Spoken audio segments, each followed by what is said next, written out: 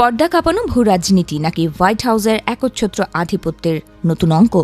চিরকাল যে ওয়াশিংটনকে তেল আবিবের সবচেয়ে বড় ঢাল হিসেবে দেখেছে বিশ্ব, সেই ওয়াশিংটনের মসনদ থেকেই এবার ঢেয়ে এলো নজিরবিহীন বজ্রবাণী। ইসরায়েলি প্রধানমন্ত্রী বেনিয়ামিন নেতানিয়াহুকে কার্যত এক হাত দেখে নিলেন মার্কিন প্রেসিডেন্ট ডোনাল্ড ট্রাম্প। সাফ জানিয়ে দিলেন, ইরানের সঙ্গে আমেরিকার সম্ভাব্য যে কোনো চুক্তি মেনে নেওয়া ছাড়া নেতানিয়াহুর সামনে আর কোনো পথ খোলা নেই। আন্তর্জাতিক সংবাদ মাধ্যম ফাইন্যান্সিয়াল টাইমসকে দেয়া এক বিস্ফোরক টেলিফোন সাক্ষাৎকারে ট্রাম্পের এই মন্তব্য মধ্যপ্রাচ্যের রাজনীতিতে এক নতুন ঝড় তুলেছে। ট্রাম্প অত্যন্ত কড়া ভাষায় স্মরণ করিয়ে দিয়েছেন যে চূড়ান্ত সিদ্ধান্ত নেওয়ার একক ক্ষমতা কেবল মার্কিন প্রেসিডেন্টের হাতেই ন্যস্ত।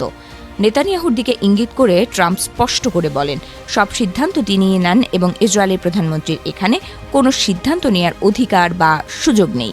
মার্কিন প্রেসিডেন্টের এমন একাধিপত্য এবং চরম বার্তা এর আগে কখনো এভাবে প্রকাশ্যে আসেনি। এই নাটকীয় বাকযুদ্ধের পটভূমি তৈরি হয়েছে মূলত গত রোববারের এক আকস্মিক ঘটনাকে কেন্দ্র করে।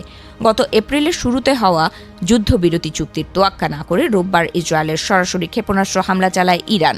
এই হামলার পরপরই বিশ্ব রাজনীতি যখন নতুন করে উত্তপ্ত হওয়ার আশঙ্কায় কাঁপছিল, ঠিক তখনই ফক্স নিউজকে দেয়া এক অন্য সাক্ষাৎকারে ট্রাম্প বোমা ফাটান।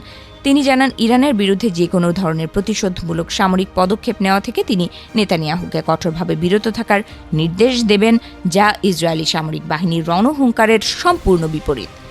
তবে এত বড় হামলার পরও ইরানের সঙ্গে আলোচনা চালিয়ে যাওয়ার বিষয়ে ট্রাম্পের ইস্পাত কঠিন সংকল্পে কোনো চির ধরেনি। মার্কিন প্রেসিডেন্ট মনে করেন, রোববারের এই ইরানি হামলা যুক্তরাষ্ট্রের সঙ্গে তেহরানের চলমান কূটনৈতিক দর কষাকষিতে কোনো প্রভাব ফেলবে না। পুরো বিষয়টিকে কিছুটা হালকা করে দেখে ট্রাম্প মন্তব্য করেন, এই সংঘাত নতুন কিছু নয়, বরং ৩,০০০ বছর কিংবা ৪৭ বছর ধরে চলে আসা এক অন্তহীন ইতিহাসের অংশ মাত্র। অবশ্য পর্দার আড়ালের চিত্রটা এতটাও মসৃণ নয়। গত এপ্রিলে মার্কিন ভাইস প্রেসিডেন্ট জেডি ভ্যান্সের নেতৃত্বে ইরানের সঙ্গে প্রথম দফার আনুষ্ঠানিক আলোচনা শুরু হওয়ার পর ট্রাম্পের কণ্ঠে যে তুমুল আশাবাদ ছিল, তা এবার কিছুটা মলিন। এবার তাকে চুক্তি নিয়ে খুব একটা তাড়াহুড়ো বা দৃঢ় অবস্থান দেখাতে দেখা যায়নি।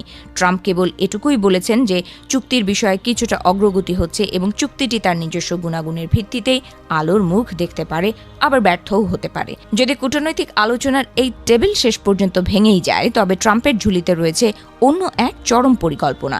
তিনি স্পষ্ট করেছেন যে চুক্তি ব্যর্থ হলে ইরানে বিশেষ কমান্ডো অভিযানের কথা বিবেচনা করবে যুক্তরাষ্ট্র। সেক্ষেত্রে ইরানের যেসব অংশে আগে কখনো আঘাত হানা হয়নি, সেখানে মার্কিন বাহিনী চড়াও হতে পারে, অথবা দেশটির ওপর চলমান নৌ অবরোধ আরও কঠোর করা হবে, যা ট্রাম্পের মতে যে কোনো সামরিক হামলার চেয়ে অনেক বেশি কার্যকর প্রমাণিত হয়েছে। এদিকে এই দুই নেতার সম্পর্কের এই চরম টানাপোড়েনের পেছনে রয়েছে সম্প্রতি ফাঁস হওয়া এক রুদ্ধশ্বাস ফোন আলাপের গল্প।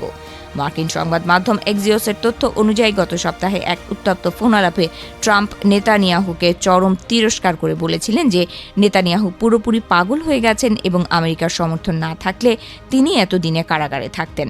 ট্রাম্পের দাবি, নেতানিয়াহুর কারণেই আজ বিশ্বজুড়ে ইসরায়েলকে মানুষ ঘৃণা করছে এবং এই ফোন আলাপের সত্যতা খোদ ট্রাম্প নিজেই স্বীকার করেছেন।